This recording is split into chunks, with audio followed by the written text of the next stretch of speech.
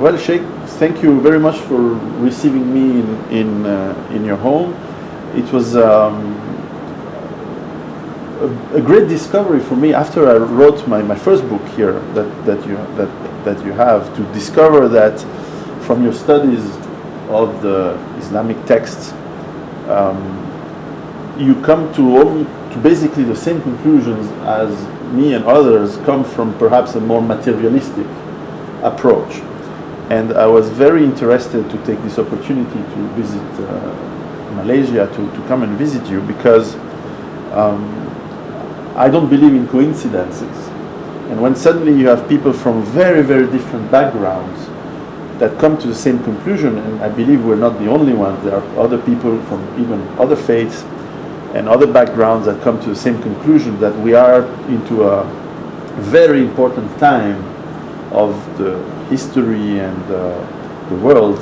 I was very interested to meet you and share ask you perhaps some questions and share some ideas on how do you see this end of, maybe not the end of the world, but what I call the end of our world. The end of history. The end of history. Yeah. And I was very interested in reading in your book the point of view of an Islamic scholar on why we're getting to the point where we cannot continue the way it is. Well, first of all, the pronunciation is Piero, is it? Yes. Yeah. My brother Piero, I don't believe that our coming together is by accident. That the Lord God it is who has brought us together. And I'm grateful to Him for this opportunity to meet with you. I've been reading your book, Survive the Economic Collapse. You got it? I've been reading your book, and I've been pleasantly surprised that your conclusions are not only the same as mine, but you have a more advanced thought than I have on this subject, and I'm learning from your book, and I have much more to learn from you. I think the proper approach is we all learn from each other. The second thing I want to say to you about the way we respond to your book is that the Quran teaches us that in the end time you need a particular epistemology if you are to read the world correctly and to understand why are we moving towards this critical moment when everything seems to be coming together for one catastrophic conclusion. And that proper methodology is that we bring two oceans of knowledge to harmoniously integrate with each other. One is the ocean of knowledge of external observation and inquiry, and the other is the ocean of knowledge of internal probing and internal insight. You don't need the insight alone, you also need the probe. And when these two oceans of knowledge combine together and are harmoniously integrated, you will then have the proper epistemology for reading the world correctly. And I came to the conclusion from page 1 that you are not writing this book on the basis of one ocean of knowledge alone. I don't know whether you recognize it, that you've been blessed with internal insight, spiritual insight, and the Lord God provides to whomsoever He chooses that insight. So I congratulate you on this book that you have written, and I hope and pray that out of this meeting today we can collaborate in the future. And when I am no longer in the world, because you're still a young man and I'm an old man now, that my students, we have one from Switzerland right here. So we believe that the proper epistemology will lead us to a conclusion that history is moving towards a climax which cannot be explained without some insight into the subject of the Messiah. So, eschatology is important. Eschatology is important for understanding peak oil, for understanding the mountain, for understanding the fraudulent monetary system, for understanding a political system which seeks to impose world government on mankind. So one people will rule the world. The eschatology will explain why it is that we are now moving towards that military confrontation where the Western world wants to force Russia and China to their knees. You must submit. Even if the whole world has to blow up in nuclear war, we don't care. We don't care. Even if most of mankind must die, we don't care one bit. Our objective is that we must impose our rule over all the world by the hook or by the crook. And the Lord God in His kindness has sent us a Russia, which today says we are not going to submit. We will not bow. And no matter what you threaten us with, it doesn't matter, we're not going to submit. So we are heading towards a conclusion in which there will be an awesome military confrontation. The term Messiah was used to explain that it's all connected with the Holy Land. It's all connected with Israel. It's all connected with the Son of Mary, who was sent into the world as the true Messiah.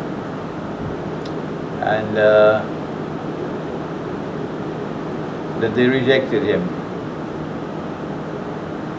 And they demanded his execution. And when they saw him being crucified on the cross, they boasted, "We killed him.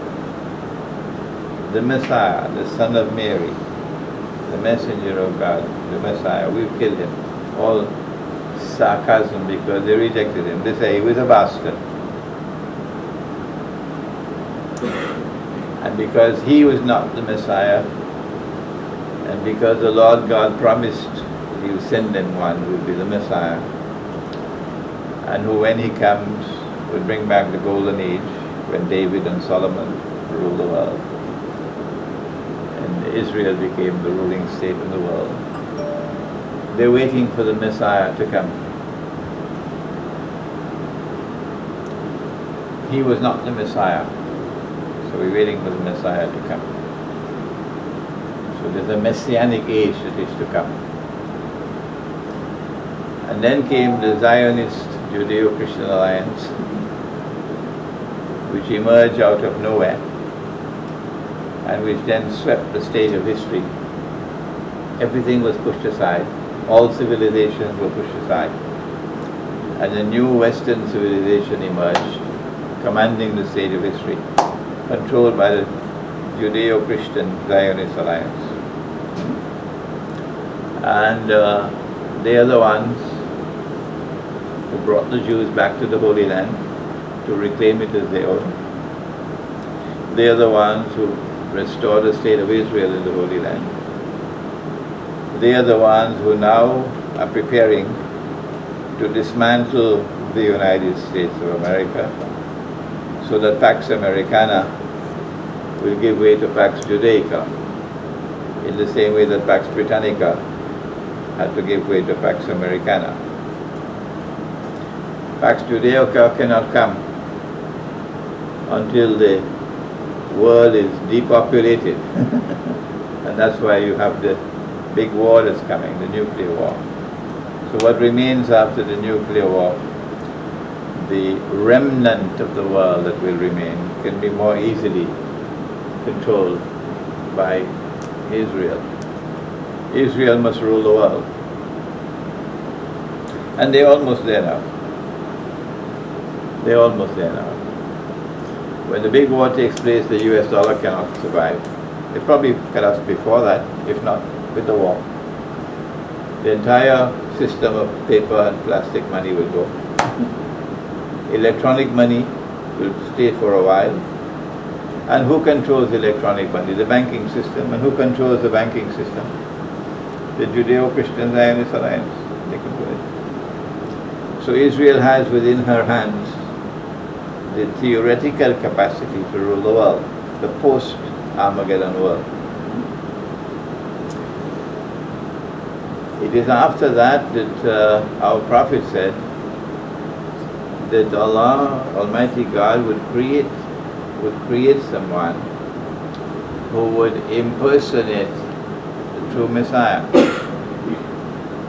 So he will be born in Israel, and he will grow up, and he will assume the rule over Israel, and then he will declare to them, I am the Messiah.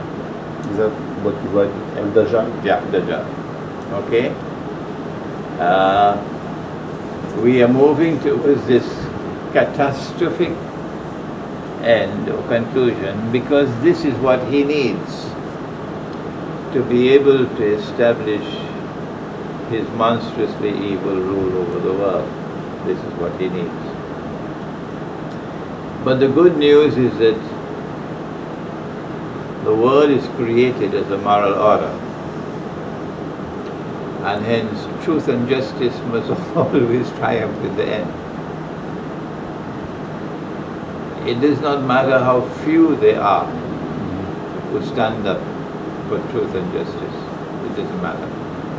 It doesn't matter how many there are on that side who support forces of injustice and oppression and falsehood. This side must win because the world is a moral order. So we have no need for despair, being demoralized, but those of us who come to the same conclusion belong to a fraternity, belong to a brotherhood. And we must combine our forces together with love and with mutual respect, and support each other and help each other, like your book is helping me. This is my answer to your question. Why are events moving towards this conclusion? A very, I think, difficult question, perhaps, and one that I have difficulty to answer when people ask me, is to give a timing. And from your study and scholarship of the texts, what is your perception of when is this finally going to start to be in the conclusion time? When is this Al-Dajjal, this false Messiah, starting to emerge? Fortunately, we have in our text that which helps us to formulate a time frame. We don't have exact dates, numbers of years, numbers of weeks and months and so on. And that would be ridiculous. No. But we do have a long period, and then a shorter period, and then a very short period. That before Dajjal or the Antichrist emerges in human form in our world of space and time as a Jew in Israel, he will live on earth for 40 days, which is actually my book on Jerusalem in the Quran. That is based on that. He will live on earth for 40 days. But the 40 here is symbolic.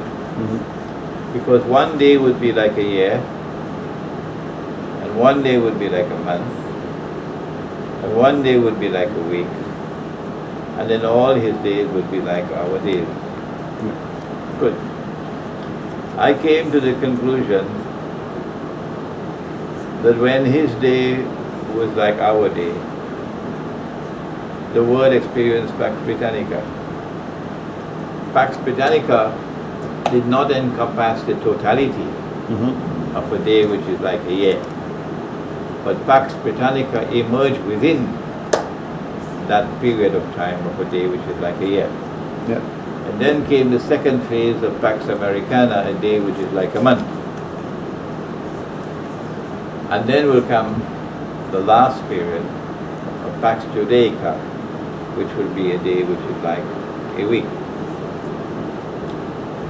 No one, I believe, would say that Pax Americana has already ended. No. Pax America is still alive. For Pax America to end, the US dollar has to collapse. Okay? So we can form a kind of a time frame, looking at Pax Britannica, looking at Pax Americana, and accepting that we are now living at that critical moment in time when a day which is like a month is ending and a day which is like a week is about to commence.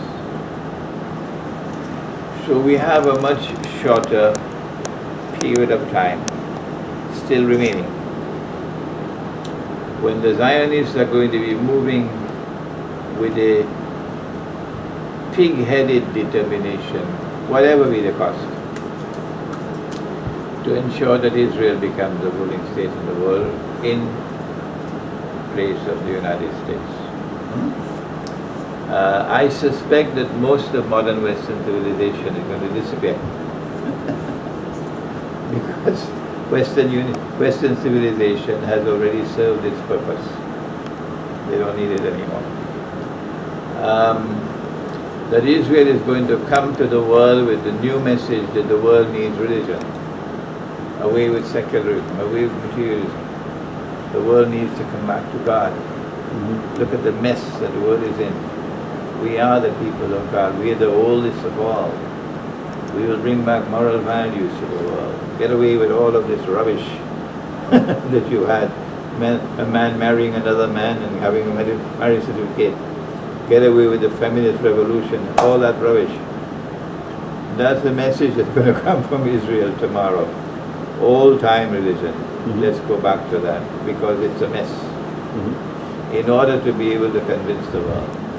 So having Western civilization around at that time with a discordant note would not be beneficial for Israel. So I'm anticipating Western civilization with the big war disappearing. What will remain will only be an insignificant remnant, will not have a voice on the stage of history. How much time do we have before the big war? The Christians call it Armageddon. Our Prophet calls it the Malhama, the same thing. I think the Malhama has already started, but it has started by proxy. It is a proxy Malhama now in Syria. And if this is the proxy Malhama, you are not going to be able to bring any peace to Syria. It will not happen. This will continue and continue and continue, like a festering sore. The proxy war is already now in Ukraine. Neither side is going to back down. So from proxy war, you're going to move to the fireworks. How long it's going to take, I don't know. But the process has already begun and it is inevitable because neither side is going to back down. After the war takes place, the Malhama, then our Prophet has said that the next big event would be the conquest of Constantinople. That's why they changed the name. And that's why they made it illegal in Turkey to use the name Constantinople. Because they wanted to brainwash the world into believing that the conquest of Constantinople prophesied by Prophet Muhammad was the one that took place in 1453. But that's a lie. That's false. The Prophet praised that army and he praised that commander. We can't praise Sultan Muhammad Fateh, who took the greatest cathedral of Orthodox Christianity and converted it into a masjid, to the eternal shame and disgrace of the world of Islam, to the eternal shame and disgrace of the world of Islam, to take the cathedral and convert it to a masjid. So away with that rubbish. The conquest of Constantinople comes after Armageddon or the Malhamah. He said that birds flying in the sky during the big war would fall down, indicating that they can't navigate, indicating that the radiation that comes from nuclear warfare will so corrupt and pollute the atmosphere that nothing can fly. So you no longer will have aerial warfare after the Malhamah. Warfare after the Malhamah will be on the land and on the sea, not the air. Western civilization has had their greatest military advantage over the rest of mankind because of the control of the sky. So it's going to be a level playing field now. The conquest of Constantinople will take place on the basis of an alliance between Muslims and Orthodox Christians. Eastern Orthodox Christianity. The conquest of Constantinople has only one military significance, only one, nothing else. And that is it's going to break the backbone of NATO. The Western world has maintained control over the Bosphorus for the last centuries. They did it through their friend and ally, the Ottoman Empire. The Ottoman Empire was the friend and ally of Western Christianity.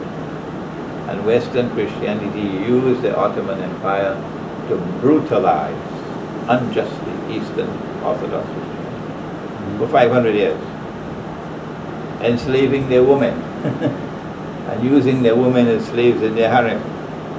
Lots of them Russian women. Taking Christian boys and converting them to Islam, and then training them to be the elite fighting force, the Janissaries, Christian boys. So the Christian Orthodox world had to fight their own sons. You see? How much time is there left before the Malhamah? We don't know, but we believe it has already started.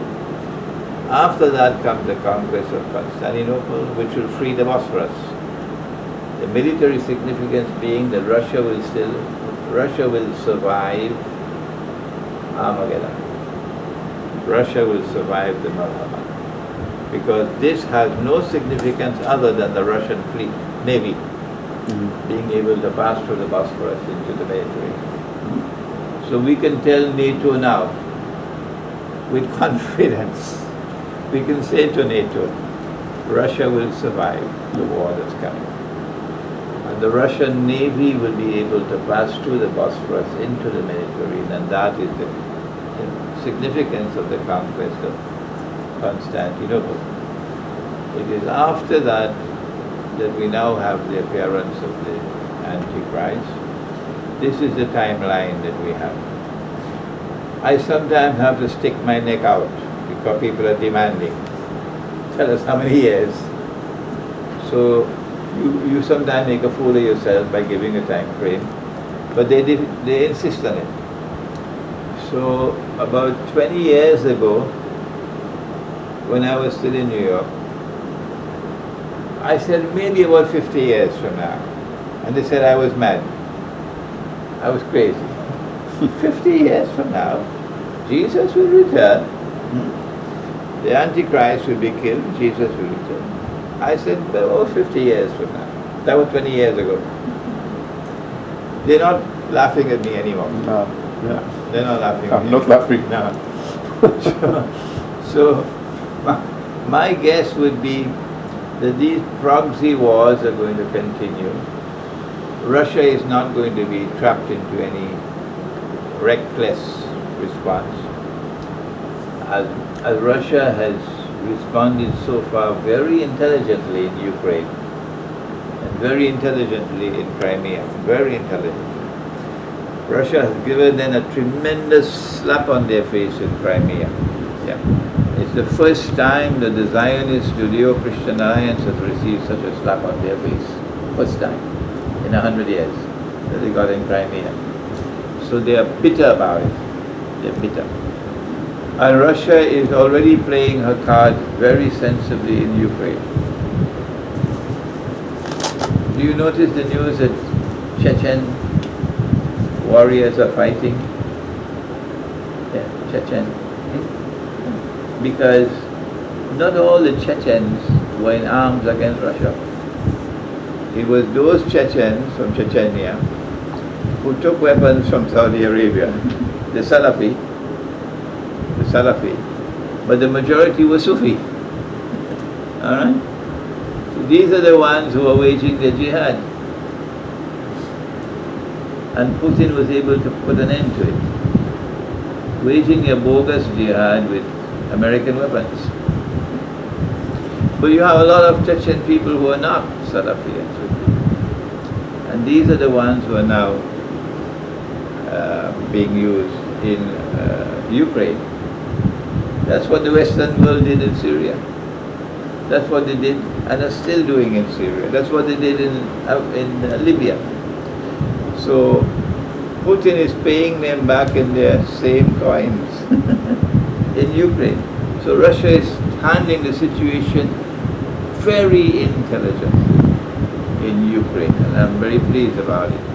Russia will survive the Malhama, and the Russian fleet, the Russian Navy will still remain a potent military force.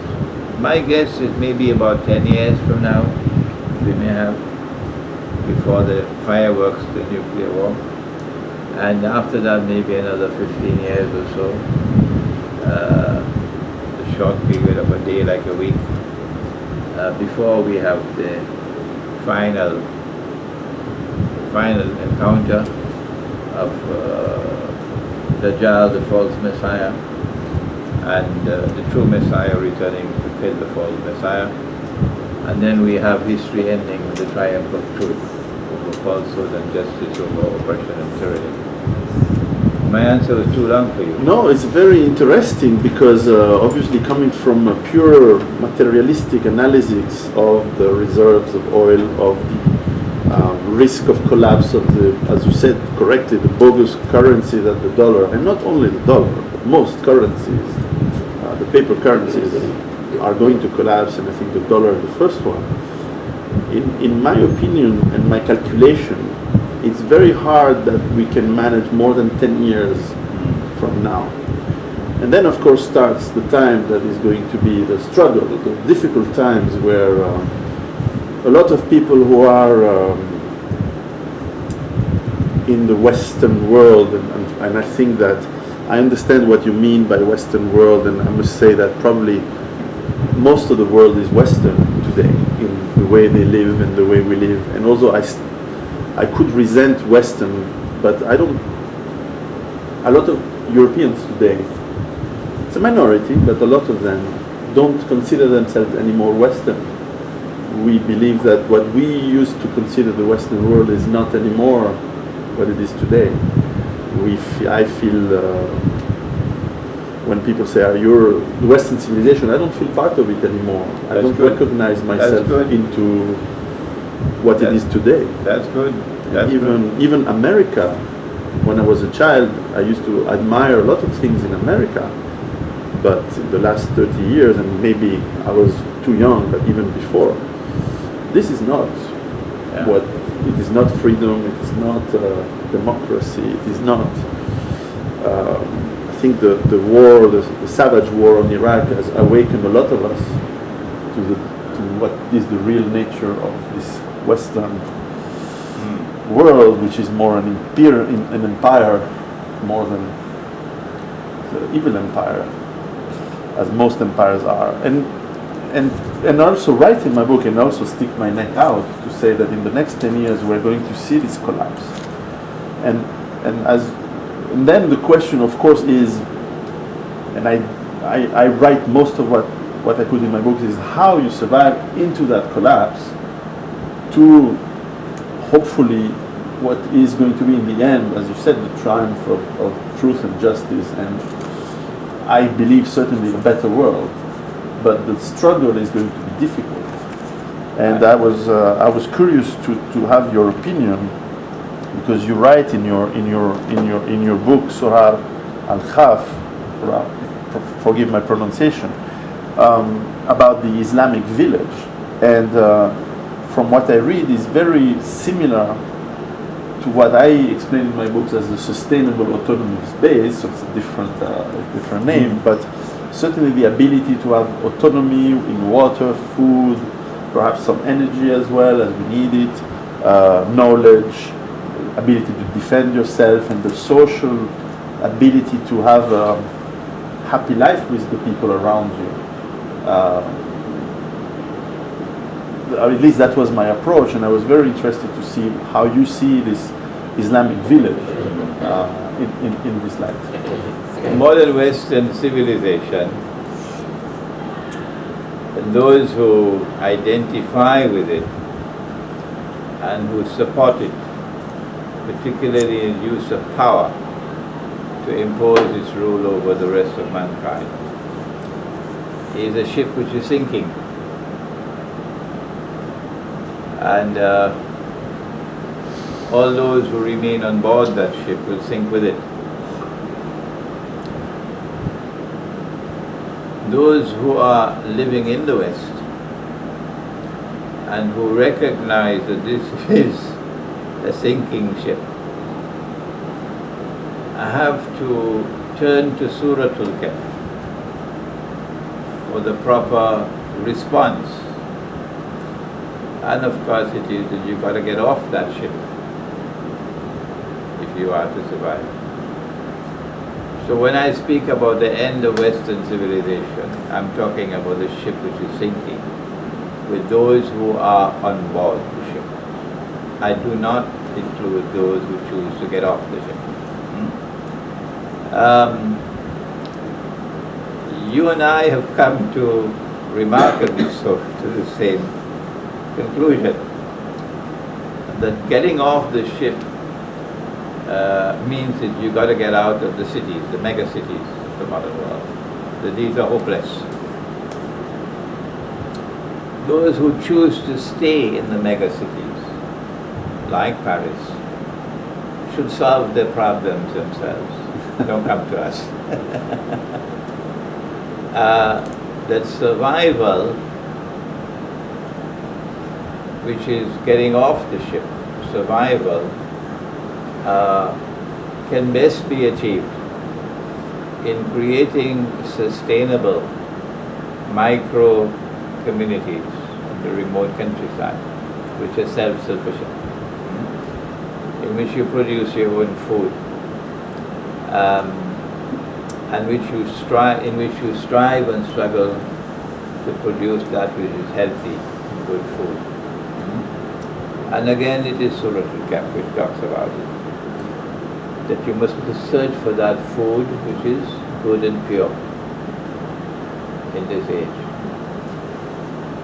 That you must have a source of water in order to produce food. And our Prophet, Allah's blessings be upon him, has spoken about when you are unable to live as a Muslim in a macro Islam, the Islamic state, power and controlled by Islam, then you should try to live as a Muslim in micro Islam, Muslim community, small community which lives in accordance with Islam. When that also is not possible, he says, then at that time the best property of a Muslim would be some sheep that he would take with him to the mountainsides and to places where rain falls, seeking to preserve his way of life. So dairy farming and because of rain, food crops. So you are dependent for water on the sky rather than under the earth. And He who created us can send water from the sky, rainwater.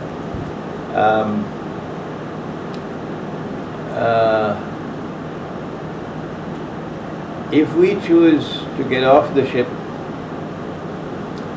and to establish sustainable micro communities in the remote countryside,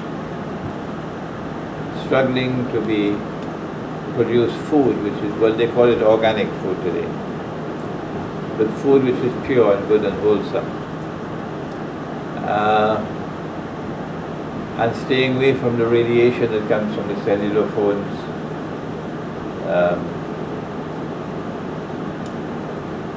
and create communities where men would be men and women would be women. It's becoming increasingly difficult today to find a woman who's a woman. True. And increasingly difficult today to find a man who is a man. He prophesied that men will dress like women. He prophesied, our prophet, that men would dress like women in the end time, and that women would dress like men, and that women would be dressed and be naked. So, a feminist revolution which spawns a sexual revolution. But if a man is to dress like a woman, why would he want to do so? Answer: to attract another man. That's why. And so the end time is going to witness an explosion of homosexuality. And its corollary is lesbianism, which is the breakup of the family, breakup of marriage. Marriage goes down the tube. Alright? One of the first things that a man will have to do if he wants to dress as a woman is what? One of the first things he has to do. Come on, Gabriel. I try to find the answer, Sheikh. Come on, Gabriel. Come on, Gabriel. To be human. If a man wants to dress as a woman, what's the first thing he has to do?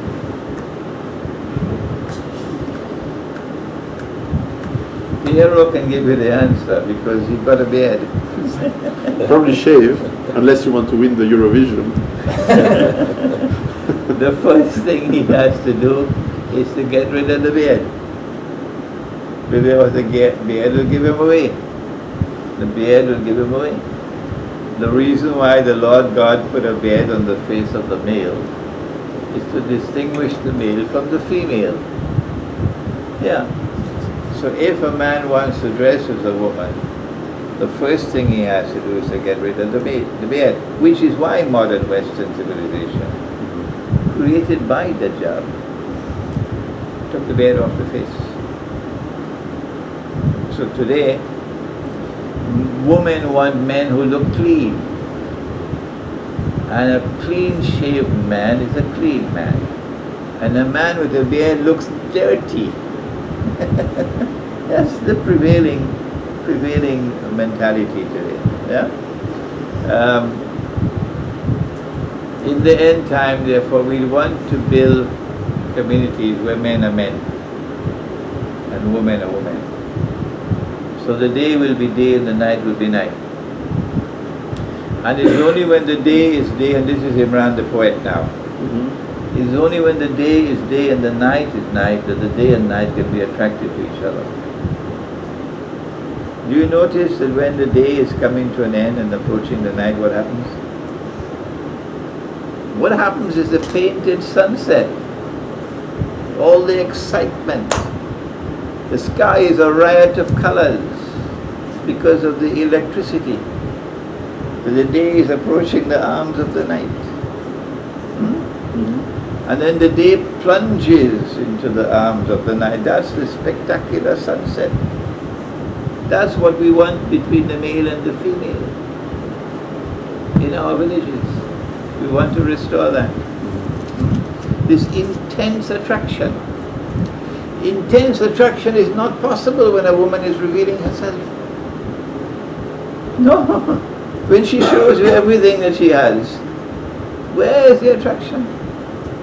It's when she's covered, then there's a mystery. Agree. When she's covered, there is a mystery. Huh? And it's only when there's a mystery that there's excitement. Yes. That is why our Prophet, Allah's blessing be upon him, even when there are sexual relations, he wants to be covered. Use a sheet, use a covering. So that you save something of the excitement. Otherwise, tomorrow it's gone. It's gone, you don't feel anything anymore. And then after the day has spent the night, there's a time for sleep, there's a time for prayer, there's a time for love, and then there's a time to say goodbye, which is dawn. You following me? Yes. Dawn. Do you notice what happens at dawn? Different from sunset. In sunset, the day plunges into the arms of the night. But at dawn, the night is holding on to the day. She doesn't want him to go. So only one ray of light comes out, and then a second ray of light. Slowly, slowly, slowly, he extracts himself from the arms of the night. We want to restore that. It's not just about growing food and having water and using real money rather than bogus money. It is also about rebuilding the male-female relationship and rebuilding the family and rebuilding the lives of children so children can enjoy being children once more. So maybe you want to continue your research in that direction For now. sure. For sure, it's very important. And But you must be thirsty by now. I'm fine. Yeah. You mentioned the bogus money, and one of the striking that was something that I knew from my travels in the Middle East is the riba. One of the fundamental elements that is going to collapse the world is that the system of debt and interest on the debt has become, as it was inevitable going to come, to the point where it's so expensive that we are all becoming, whoever has loans, and it can be states, it can be individuals, companies in between, we are becoming slaves of the financial system, as you described before. And how can we, from your study, extract ourselves, because a lot of people are in this system not because they are bad, but because they've been lured into it. Like the snake has told us that to buy this house you must borrow money. To buy this car you must borrow money. And people haven't thought too much about it, and probably it's a mistake. But how can we remove ourselves from that very bad system? Have you ever heard of the name of Alan Garcia? South America. I think it must have been Peru. Ecuador or Peru. Must have been about 20, 30 years ago. Alan Garcia decided that we will repay our debts in accordance with our capacity to repay. Forget about all the contracts we have with you and the financial obligations. We will repay our debts in accordance with our capacity to repay. And our capacity to repay will depend upon what is our income. So if you enslave us, you get no money from us. I don't think, I think he said we're going to be able to pay 10% of whatever is our income towards our debts. not more than that. That was some creative thinking on the part of Alan Garcia. Was he killed for that? No, I think he was eventually overthrown and something like that happened to him. That's the first step. Yeah. But our response in Islam would be, first of all, that you have to have governments that will stand up independently, like Russia is doing today. A government which stands up to them, to the banking system and so on, to the IMF, to the Judeo-Christian world order, and decided we're going to put our interests first.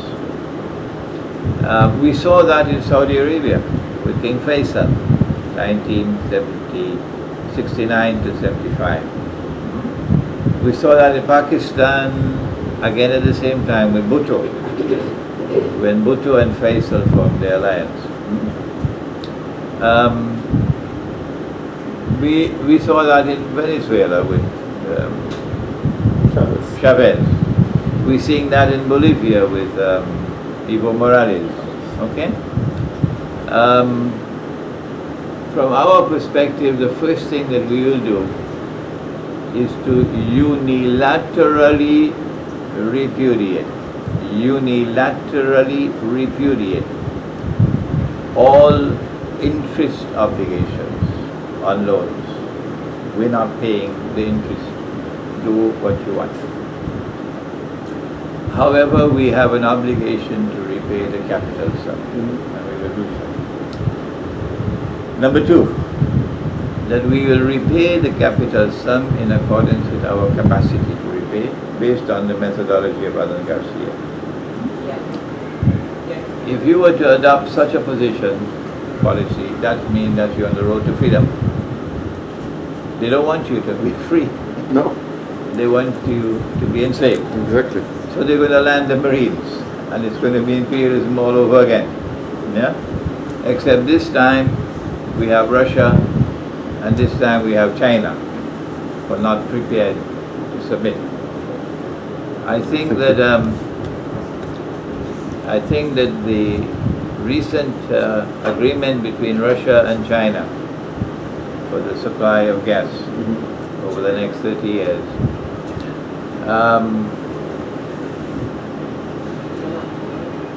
indicates, one of my students actually wrote to me with his insight, and I'm sharing with you his insight. I can't mention his name, of course. That what the Russians are doing is bypassing this part of the world which is military controlled by the enemy, to take a different route. If you have Russia and China in an alliance, and that deal is most certainly a very important pillar of an alliance, okay? And then you have an alliance with with China and Pakistan. Because when they did the Bin Laden circus, where they said they killed him and they threw his body in the ocean and then a big fish came and swallowed it, that's the way the story ended. The Pakistanis immediately decided that this is going to be used as a pretext to attack Pakistan. So the Pakistani Prime Minister flew immediately to Beijing, and the Pakistani President flew immediately to Moscow. Beijing responded with a response that absolutely shocked and surprised them in Washington and London and Paris and so on. China said what China had never said before. Never. China said an attack on Pakistan will be an attack on China. Full stop. Full stop. Okay?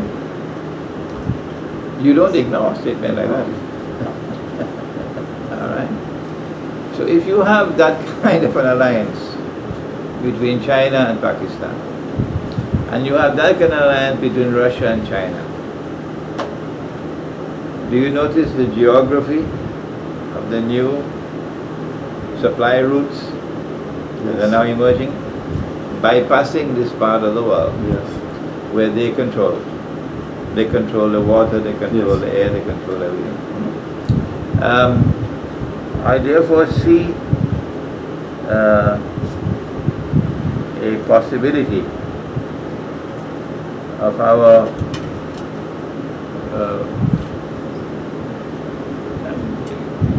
what do you call it? Securing a new avenue of responding to them. Yeah. But why don't we can talk while we're having something here. Thank you. You have some orange juice there? Please, after you.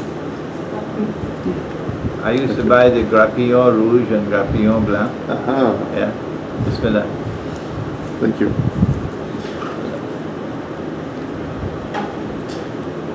The reason I asked this question on the debt is because, and this is a question a friend Algerian friend living in the UK has asked me to ask you.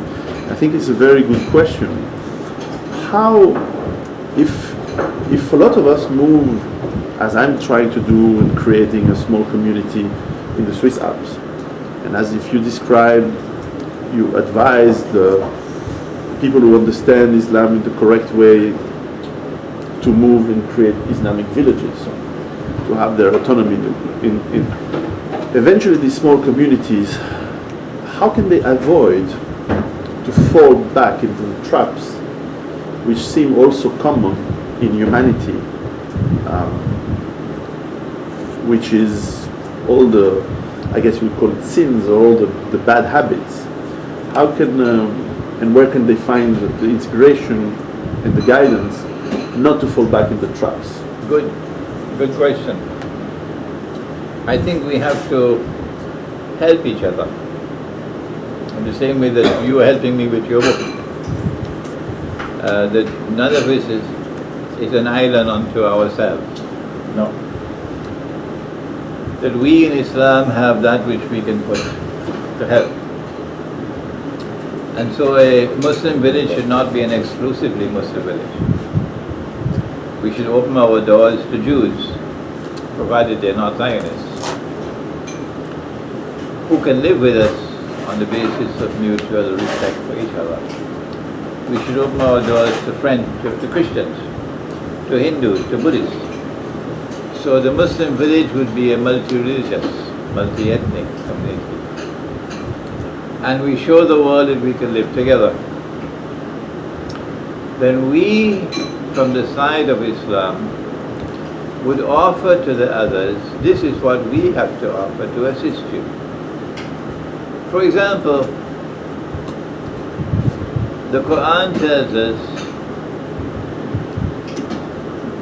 that men are allowed to have up to 4 wives. If the Quran is indeed the word of the one God, the inescapable implication would be that he who creates human beings must create more women than men. Okay? He must create. You turning away from my mangoes? No, it's okay. I am the one who did it, so... I don't want to make you pissed off, so I will take it. No, you can't turn away from my mangoes. I put it on the camera there. Yeah, Bismillah, yeah. Please, yeah. Thank you. So he creates more women than men. And then comes the Dajjal who teaches us that good men have only one wife. Monogamy is the new fashion. You can have as many monikers as you want if your name is Bill Clinton. That's okay. But you must only have one wife. Okay? The implication of monogamy. Of course, the official statistics will never tell you that. The implication of monogamy is that large numbers of women will no longer be able to get husbands. Okay? What are you going to do with this surplus woman? Then Dajjal comes, number 2, with a feminist revolution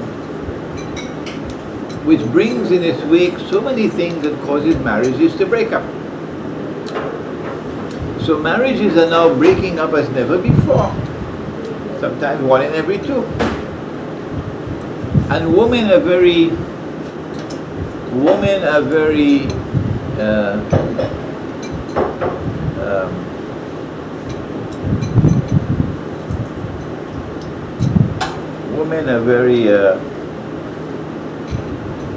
emotional. I can't find the correct word. That when a woman has had a first divorce and then she's had a second divorce, now she's scared. Yeah, of course. She's scared. She doesn't want to go back down that road again.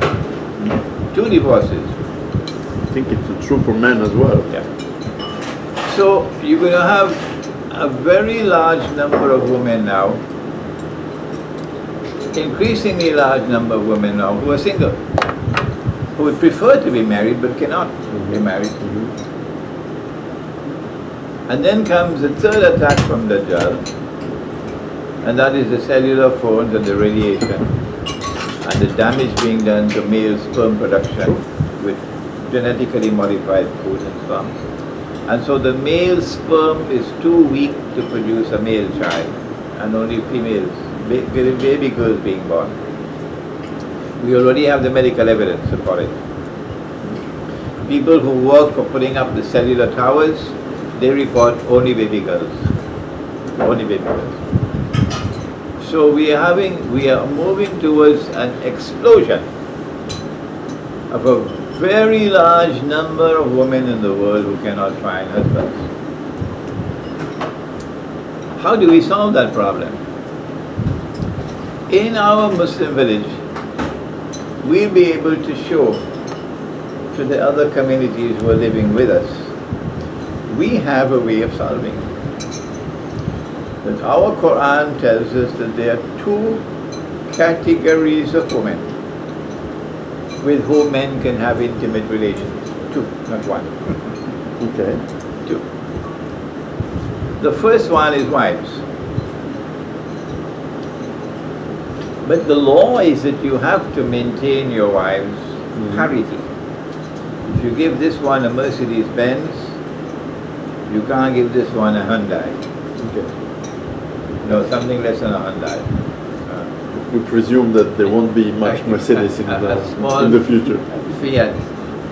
No, the Italians are not going to like me. In Malaysia, there's something called a kanchil. Yes. All right. So you can't give her top of the line Peugeot and give her a kanchil. Okay. Not in Islam. No. There must be parity, justice. And the Quran says that if you fear that you will not be able to maintain that standard of justice with your wife, then stay with only one. Well then what do you do with the other women? The Quran then speaks about a second category of women with whom you have a contract which is similar to a contract of marriage, but she has a lower status, in that you do not have an obligation to maintain her at parity with your wife. No. You maintain her at your level that you're capable of. Okay? Number 2, that your wife has inheritance rights, but she does not have inheritance rights now. And these are usually women who cannot get husbands, who need men to maintain them, care for them, who need to have intimacy but don't want to commit sin. Okay? So the Quran refers to this second category as those whom your right hand possesses. What has happened in history is this has been identified with slavery. And the scholars of Islam who have bought that nonsense say, well, no slavery today, so this category is now gone. Cold storage. But we are now trying to restore what is in the Quran. So we say you have a contract with her, and there is no limit to the number of women you can have in this category, the limit being your capacity to maintain. Your capacity to maintain. So instead of the woman having to go and search for a job, a low-paying job, and be exploited, sometimes have to give up her body to be able to get a job, and then come back home in the evening to maintain her children in a daycare center and so on. Instead of the woman having to face that life, she now has a man to maintain her, protect her, take care of her, and also to have intimacy with her. This is better than that life. She doesn't have the status of a wife, but this is better than being alone. So in our Muslim village, we'll have every woman who comes to the village, everyone who says, I want a husband, or I want to be in this relationship. In the case of marriage, you take a look at her and you say, well, I don't like the shape of her nose. Or I don't like the shape of her face or so. And you could decline, because your wife. You have a choice of saying yes or no. But not in the category number 2. In category number 2, this is the woman who is in need of help. You have the need, you have the means to help her. You don't have to sleep with her. No. You can't say no to her. Interesting. Once you have the means to maintain her, you can't say no to her. You don't have to sleep with her. If she wants to have the sexual life, and you find yourself incapable of it, you can say to her, well, take a little time until I find someone, and I can get you married. Okay? But in the meantime, you have a roof, you have food, you have clothing, and you have protection and security. Interesting. Yeah. So in our communities, we will be able to offer solutions to problems like these that other communities can benefit. Interesting. And still on try to in how to avoid the other pitfalls, for example, internal fighting with each other, jealousy, all the traits that are plaguing human societies since the dawn of humans, of course. You see that because if I take an example, I've traveled a lot in many countries which are, at least officially, they're Islamic. And that's why I say that it's also part of the West. I don't see much more virtue or more behavior that is better than anywhere else. No. And you have the same problems, perhaps with even more hypocrisy. Yeah. I don't know. I don't want to be unfriendly to my friends in Morocco, Tunisia, Turkey. I don't know much that well Asia, but in Dubai or even in Saudi, who has this self-righteous. Often people have this self-righteous opinion of themselves. In reality, you see the same sloth and perversions and misbehaviors and greed and avarice as everywhere else in the world. How can we avoid to fall back into all these? Well, the sinking ship is first of all for the Malhama, the Western world. But that's not the end of the story. The Quran speaks about every town and every city becoming a sinking ship. Yes. And so our solution is, we can't solve your problems. Our way is to get out, to withdraw.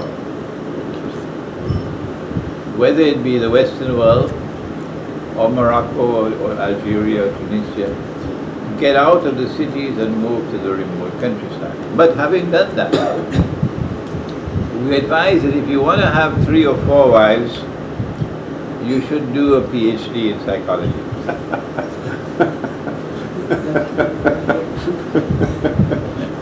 Because This is a part of human nature. This cannot be changed. Yes. This is part of being a human being. That there are going to be jealousies, and there are going to be rivalries. Even the Prophet himself, Allah's blessing be upon him, with his many wives. And he became so fed up with the bickerings that he decided to boycott all his wives for 1 month. And for 1 month he boycotted all his wives. And when the 29th day of the month came to an end, he then left his seclusion and went to his favorite wife, Aisha. She said, "Why have you come? The month is not yet ended." He said to her, "Aisha, sometimes the month has 29 days. This is the lunar month. And sometimes the lunar month has 30 days. Okay?" So she was very petulant in her reply. "Why have you come? The month has not ended yet." So you will not be able to solve all problems in the village. It's not going to be such a utopia. This is part of life. This is part of life. Divorces will take place. Even in the Muslim village, there will be divorces. Quarrels will take place between husband and wife. Oh yes. It happens all the time. But you have to know how to deal with these problems. You must have mechanisms in place like divorce. In the case of the second category of women, the Quran says, make an agreement. In the event that she wants out of this contract, what are the conditions she has to fulfill?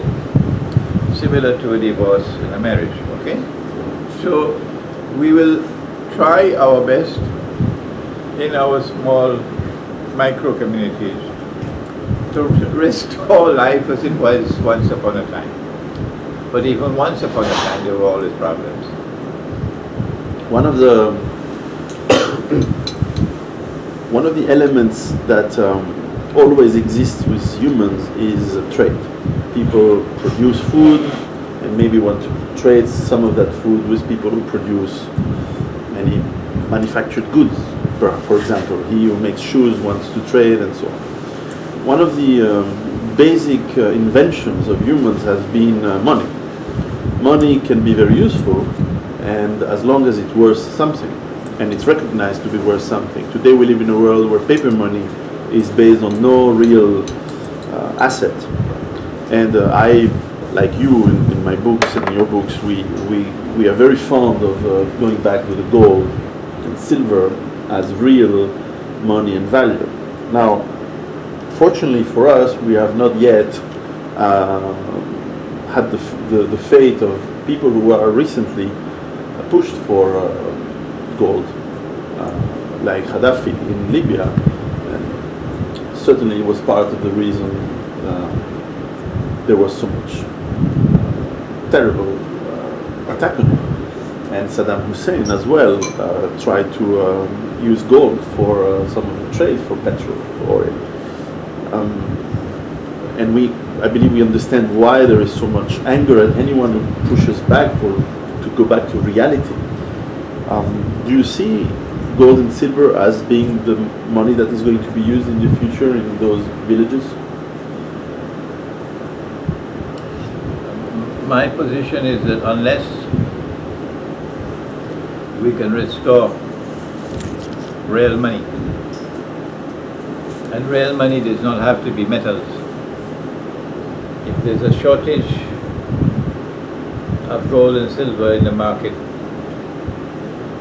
then in Medina the Prophet ﷺ would use dates as money, would use wheat as money, barley as money, salt as money. In the island of Java in Indonesia, you use rice as money. In Cuba, in the Caribbean, you use sugar as money. Commodities of food consumption which have a shelf life, which are in abundant supply in the market, and which has intrinsic value, can be used as money. This is not barter, this is money. Mhm. So our project of withdrawal from the cities would be a failure, catastrophic failure, if we do not in our micro communities restore real money. That is an absolute imperative of the Muslim village. Fortunately for us in this part of the world, dirhams and dinars already been minted. A young man from Switzerland out there is already part of the system of marketing dirhams and dinars. I have some inside the home. I can show you the dirhams. We have them in 1 dirham, in 2 dirham, in 3 dirhams, silver. And the technology is there now to mint it very with precision.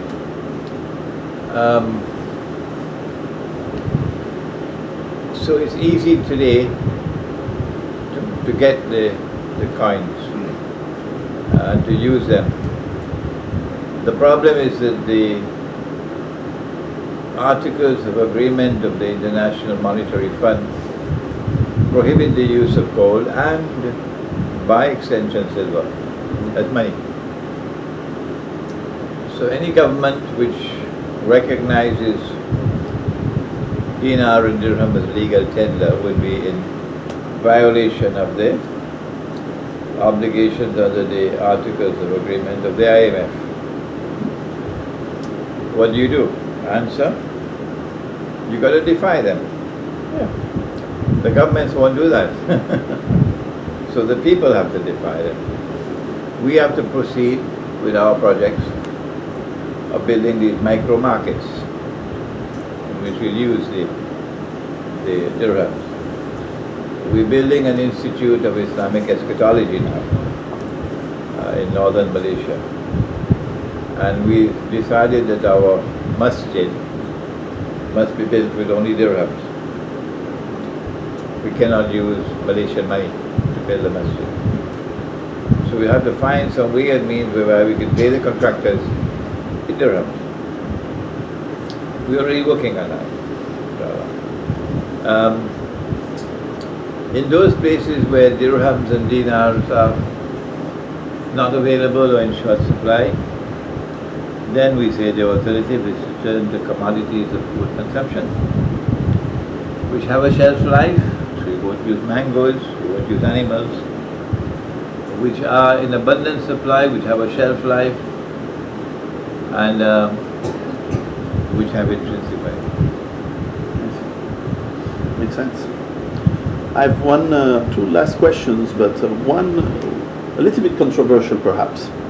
We have in Europe a very large population of people who are Muslim,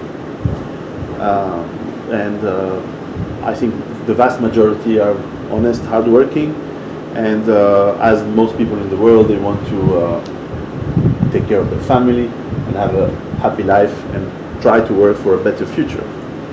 Now, unfortunately, some people of that community, and I don't even think we can honestly say it's a community, but certainly some people who are moved to Europe or have been born into Europe from people who have origins from Middle East or North Africa, and claim to be Islam or following Islam, doesn't mean that they're necessarily following the truth. Misbehave in a very serious way. Some examples, for example, in the Nordic country, I can't remember if it's Norway or Sweden, but for example, there was a statistic where over a few years, 100% or very close to 100% of the rape, for example, were from people who were claiming to be Muslim on local Swedish or Norwegian women. And of course the media, and I understand the media gives always a distorted vision of those perhaps facts. And I wanted to have your opinion on this massive flow of people, which for many Europeans start to look like a colonization, or at least the perception is that.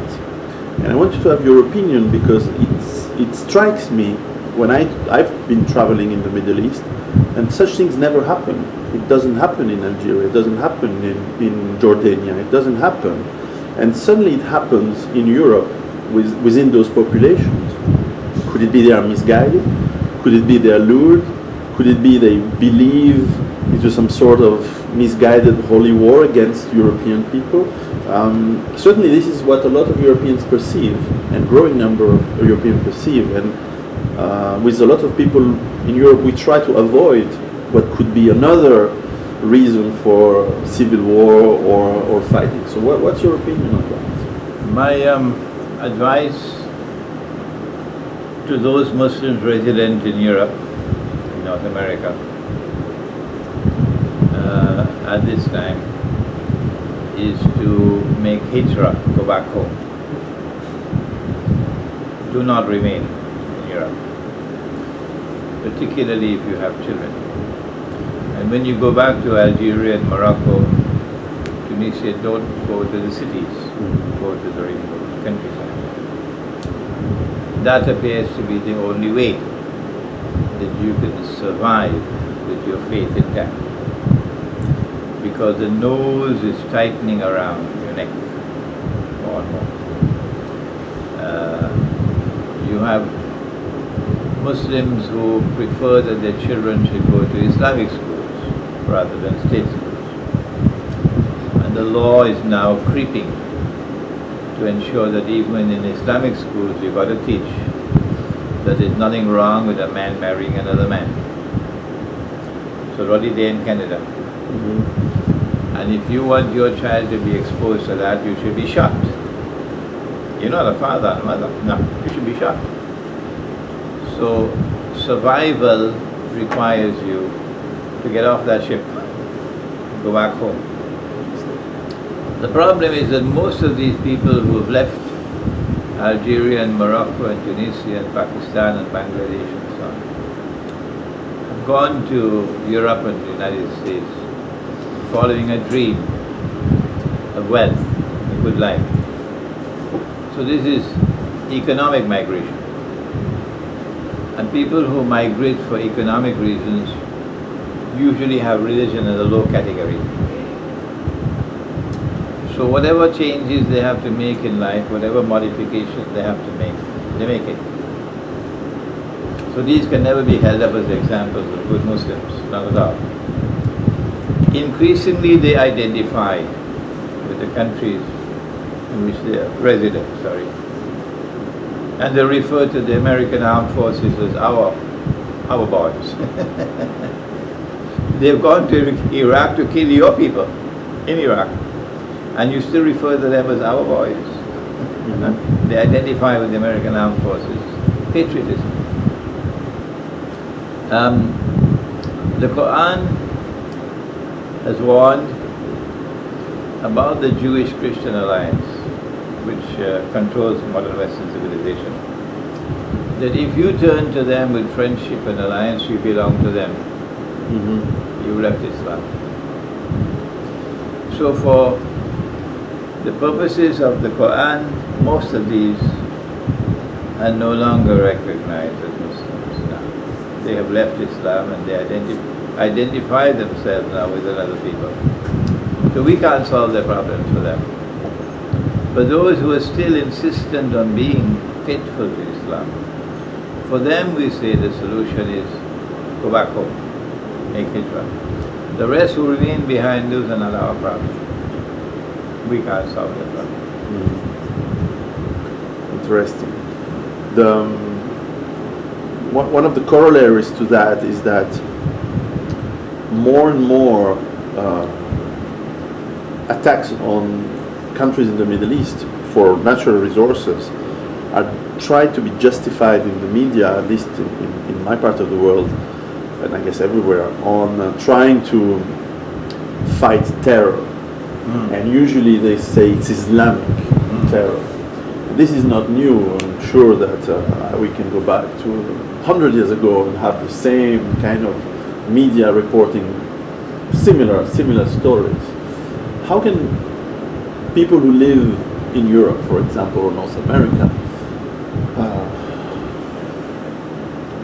get away from that media influence? Well, yesterday it was Bin Laden who was Mr. Terrorism par excellence.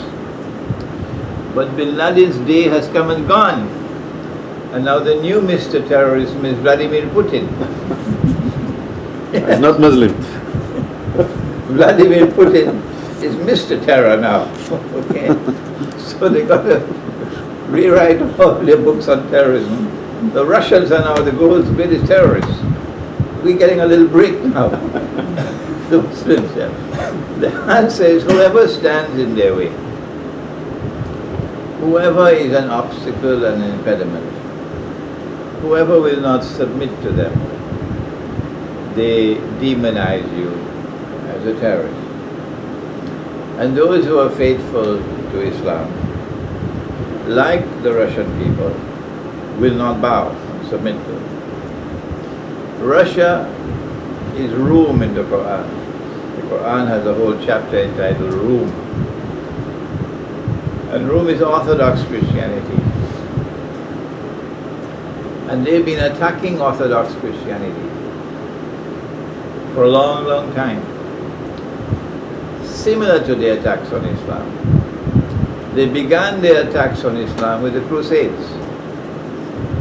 The Crusades were not Christian wars. No. The Crusades were Western Christianity's wars, because Orthodox Christianity was not a part of it. So you can't paint the whole of Christianity with a brush that's coming from Rome. No. And when the Crusaders passed through Constantinople, they fought their own Christian brothers. Yeah, they fought their own Christian brothers. The Crusaders, on their way to Jerusalem. So the attack on Russia is similar to the attack of terrorism on Islam. What they did was that they were complicit in the rise of the Ottoman Empire, Western Christianity. They were complicit.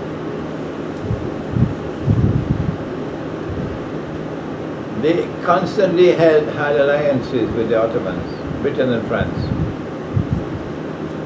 And they used the Ottoman Empire to stab Orthodox Christianity in the back consistently for 500 years. They loved that. When the Ottoman army was about to conquer Constantinople, the Patriarch appealed to Rome for help. Rome replied and said, "We will help you on the condition you give up your Christianity and you accept ours."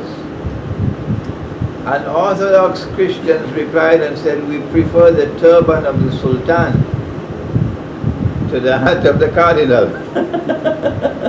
Yeah. So the attack on Russia was launched from that time of the Ottoman Empire. They used the Tatar Muslims in Crimea as slave raiders, raiding Russian villages, seizing people, enslaving them, and then selling them to the Ottomans. So the Ottomans would have a ready supply of slaves. So it was very magnanimous on Putin to then turn to the Crimean Tatars and say, "We will help you now. We'll help you." It's very magnanimous of them. Because the Russians must be hating them, the Crimean Tatars. And then when they were about to take Jerusalem in 1917, the British army is about to take Jerusalem in November 1917. They want exclusive, there should be the exclusive voice to speak about affairs concerning the Holy Land. Okay? So they timed the October Bolshevik Revolution to deny Orthodox Christianity a voice. That's why the revolution took place in October. The revolution took place in October for a second reason. October 1917. Because Britain and France had a secret alliance with Russia in which they offered Constantinople to Russia. And when the Russian armed forces were within arm's length of Constantinople, they then stabbed Russia in the back. Because the Bolsheviks, as soon as they took over from the Russian monarchy, took Russia out of the war. For one reason, so that the Russian armed forces will not take Constantinople. That's why. Then they imposed communism and the Soviet Union, which set about destroying Orthodox Christianity. Okay? And so Russia suffered and suffered and suffered for all these years. And then in 1954, they handed over Crimea to Ukraine. Why? Because Israel was created 6 years earlier. And Israel's security is paramount. And the Russian fleet has been in Crimea for 200 years or more, 250 years. So the Russian fleet must get out of Crimea. So you hand Crimea over to Ukraine, 1954. And then came the time for the Zionist creation, the Soviet Union, to be dismantled. And they did it with their same color revolutions. So when the Soviet Union was dismantled, NATO can now creep and take over so many of these former states. NATO is expanding. The prize that NATO wants is Ukraine. That's the prize. When you couldn't get Ukraine through the front door, you get it through the back door, to a popular uprising. And as soon as you have the popular uprising, and you have a pro-Western government in Ukraine, you then move to checkmate. Checkmate is when Ukraine becomes a member of NATO. When Ukraine becomes a member of NATO, and NATO's armed forces are in Ukraine, then Ukraine will give Russia marching orders, get out of Crimea. That was the master plan. If that master plan had worked, Israel would have celebrated. Israel would have been celebrating. But they had their plans and he had his plans, the Lord God. And Russia responded brilliantly, and swiftly, without giving them any chance, within 2 weeks. And Crimea was back as Russian territory. Okay? The plan is to try to trap Russia now into acting recklessly in Ukraine to get causes better. But Russia is not taking the bait. But Russia has been attacked. It's not just the world of Islam. It's Orthodox Christianity. The Second World War ended much earlier, but they kept it going. Why did they keep the Second World War going long after Germany had surrendered? Answer: because they wanted Stalin to take control of all of Rome, all the Orthodox Christian part of Europe that was not yet under control of the Soviet Union. They wanted the Soviet Union to take it all. That's why they kept the Second World War going. So it was all the time a crusade. This was a crusade against Eastern Orthodox Christianity. And this is the crusade against Islam, which has been going on for a long time. Because these are the two forces in the world that are going to stand up against them. The two forces in the world that will stand up against them are Rome and Islam. very last question, and because I take all too much of your time here, but I come from a very small country, Switzerland, in which you've studied. It's 5 years. And I used to eat fondue in winter time. Fondue and chocolate. We like that. How do you see, from your experience of Switzerland and from our little country, trying to be in the middle of Europe and trying to stay at the same time away from it, and how do you see? Of course, I'm trying to make my whole country to be a sustainable autonomous base. That's my goal. Not just myself, but the whole country, try to teach them, and so far it's quite advanced. How do you see Switzerland playing out from what you know in the coming difficult times ahead? Well, I went to Switzerland and saw a fairyland of beauty. It was an absolute fairyland of beauty. And I am myself an amateur poet, and I felt that a land with such natural beauty should be producing poets and should be producing men and women of great spiritual eminence. Yeah. Lots of bankers in Switzerland. Instead, I went to Switzerland and I found the people who were far, far more interested in the Swiss franc. It's true. Yeah. It was a shocking experience for me. Shocking experience. Because I come across the Sudanese and I meet a lovely people, the Sudanese students. Lovely people, gentle, kind, with so much spirituality in them, so much consciousness of another world and so on. I meet the students of Kashmir, I find the same thing. I meet the Somali students, I find the same thing. So many people, but not the Swiss. It's as though something has died inside of them. That they need an internal revolution.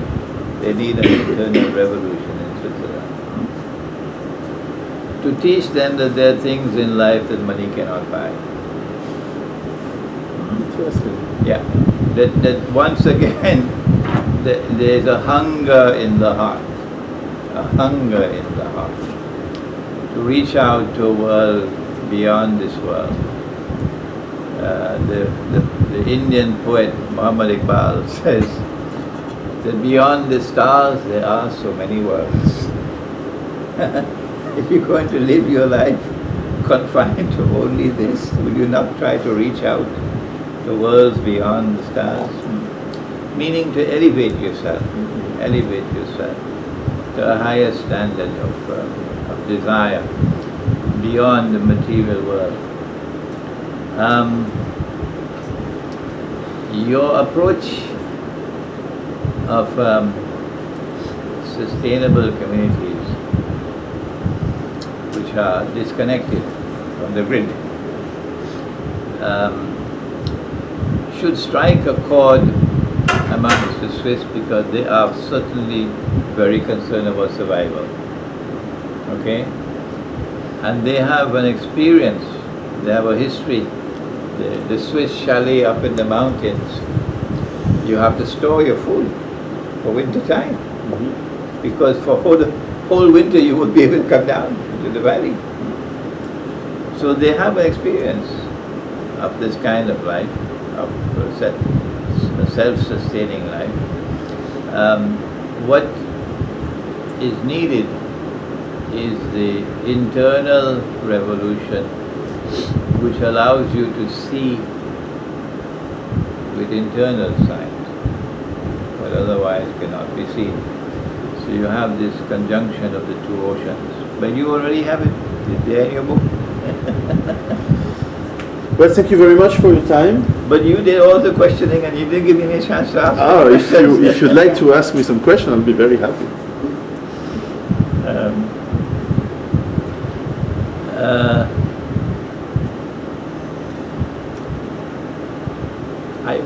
I shared with you this prophecy of the Prophet of the river Euphrates and the mountain of gold.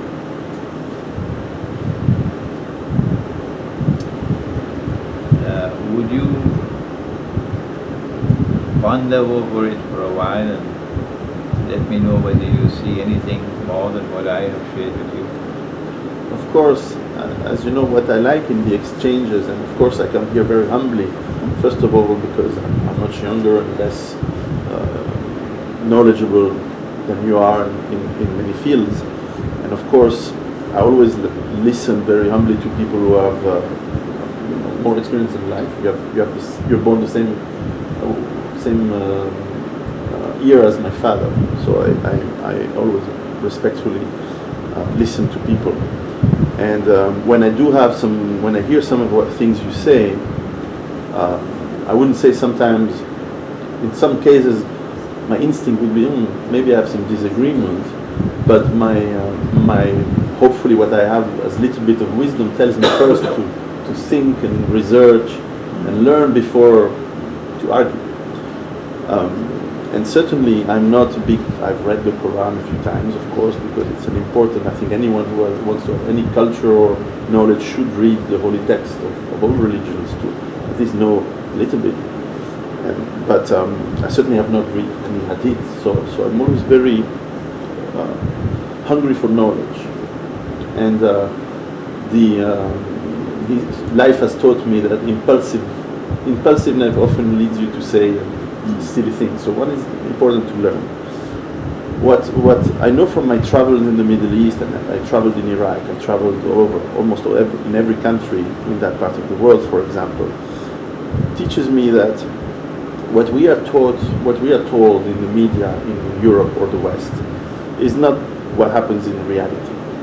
And the reason the United States has been leading this grabbing of resources is linked to the fact that these resources are vital for them to continue their fake economy based on consumption. And what you say on Switzerland, for example, is very striking because there is some truth in it. We definitely are also a culture that is very materialistic. And while I have an analysis that comes from the materialistic world, I know that there is more in life than things. Actually, things are very little part of life. And sometimes we are owned by things that we own instead of mastering them and seeing them as for what they are, just little luxuries. But the reality is that humans have much more than that in life, and much more is more spiritual, is the friendship, is love, it's soul searching, it's that is more important. And maybe I discover this as I grow a little bit older and hopefully wiser. But the approach I try to teach people very humbly is to say that, and actually teach is perhaps not the right word, I tell people, and those who listen, listen, and those who don't listen, they don't listen. I don't try to convince people. I tell them that it makes mathematical sense that we are going to a collapse, because our world is not sustainable, and the basic of what makes it real are disappearing. Resources, pollution, destruction of the environment, wars, the silliness of modern life, the destruction of the reality of what are men and women, the bogus finance. All of this is going to crumble and collapse like a house of cards very soon, and I agree with you, it's very soon. Unfortunately, and maybe this is in Greek philosophy in the old days, they always spoke about trials, and when humans did mistake, they had to go through very difficult times to learn. And maybe it means death, maybe it means suffering for sure. But you only learn through painful experiences often in life. And so maybe we have to go through these difficult times to learn what is the truth, what is real about ourselves, about our relationship, about our friendships and people. And rediscover what was paradise, what was the paradise lost, right? What was given to us perhaps, and the earth was probably a paradise before, and maybe we have destroyed a lot of it, and we have to rediscover what it means to be part of this paradise. So what you describe as this mountain of gold is probably very something that makes me think about what it means, and certainly we need to rediscover what it all means. Okay. One more question, and then I'd like to give a chance to my students if they have any comments or any questions to ask, and if you don't mind, Of course, please. discussing with them as well. You asked whether we have an explanation that explains this awesome conclusion to which we are now arriving, where everything is imploding. And we gave an eschatological explanation. We said it's linked with the master plan for a Pax Judaica to replace Pax Americana, in the same way that Pax Americana replaced Pax Britannica. And all of this came in sequence in order that Israel might rule the world. And the evidence is already on the table that Israel is close. And that when Israel assumes the rule over the world, then a false Messiah will seek to claim to be the true Messiah.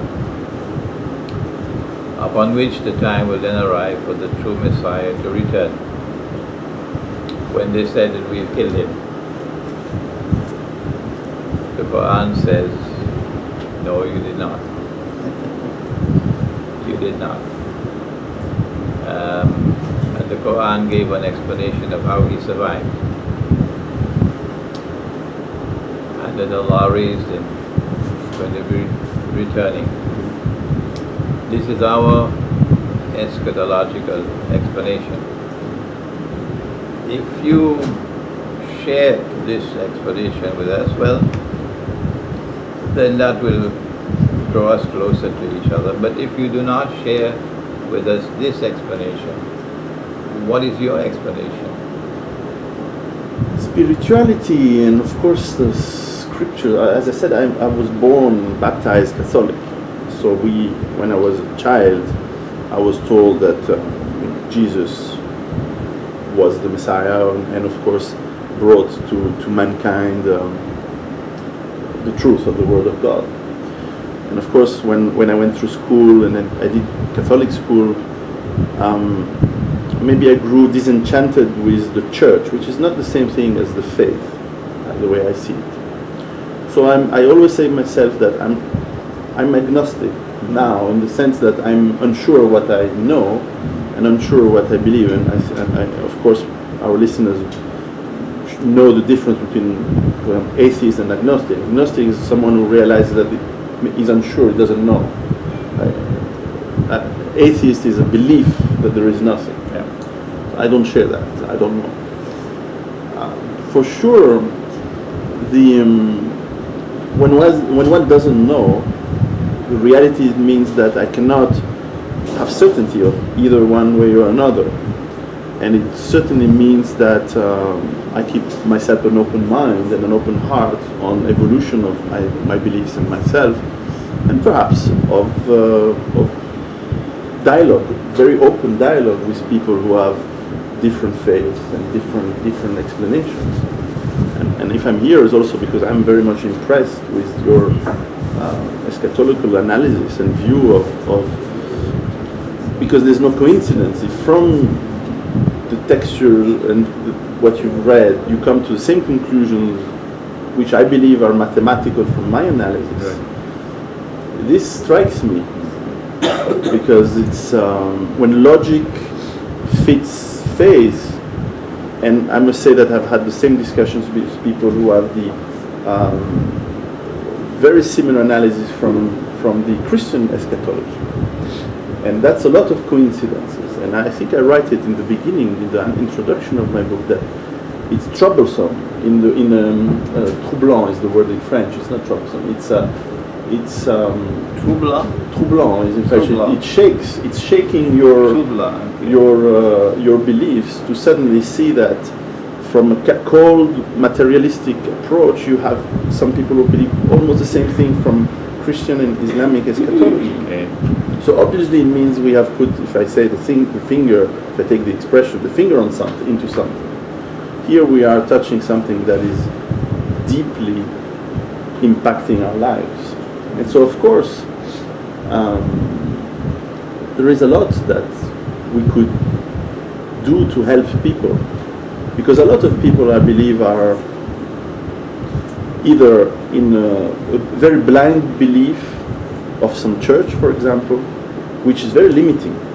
Or some people don't have the, as I said before, in those misbehaving people, for example, which believe that they are following some interpretation of a religion, but in fact they are doing some bad things. And I believe no religion tells you, no faith, no word of God should tell you to do evil things. That's otherwise you are knowingly following an evil God, which doesn't sound possible for me. Well, it's clear that you do not reject our Islamic eschatological explanation, No, I do not. and that you hold out the possibility that it can be valid. And there's much similarity between our Islamic eschatology and Orthodox Christian eschatology. Now let's open the door to our students. If any one of you have any comment to make or any question to ask. Where's Jalal? I'm not seeing him. Okay. All right, okay. And my two grandsons have not fallen asleep as yet.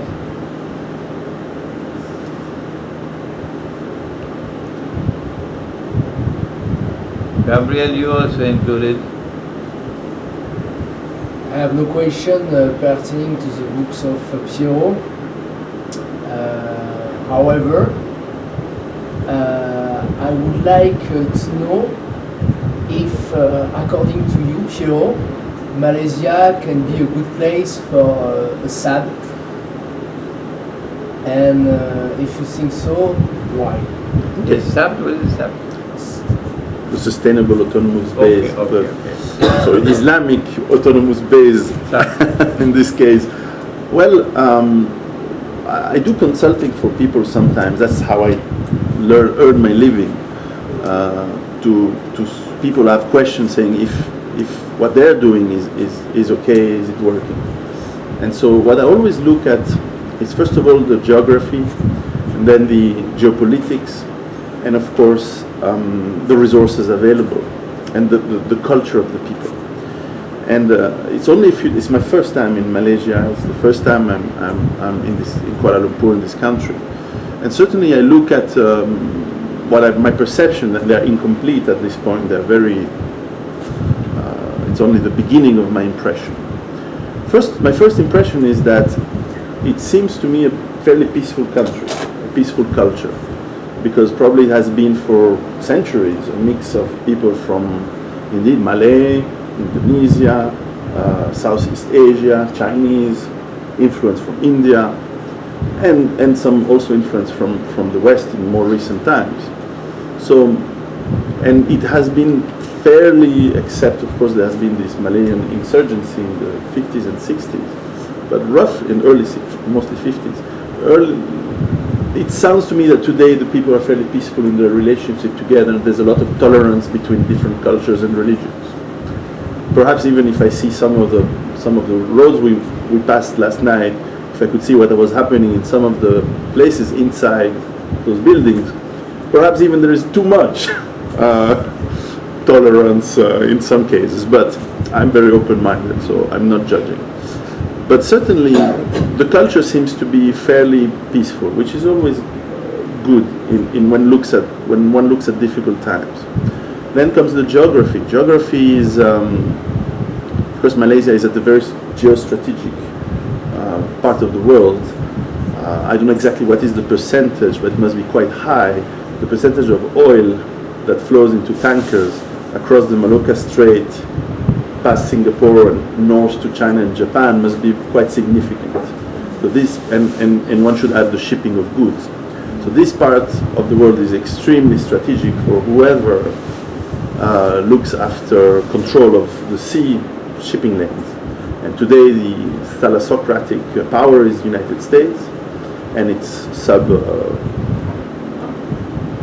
so clearly this part of the world is very strategic for the United States, and one should see how much this part of the world would be left untouched if things go bad. And I would fear that with some oil resources, Malaysia is a prime target for the United States, or perhaps China in some cases, if they want to control these resources for their own unique consumption.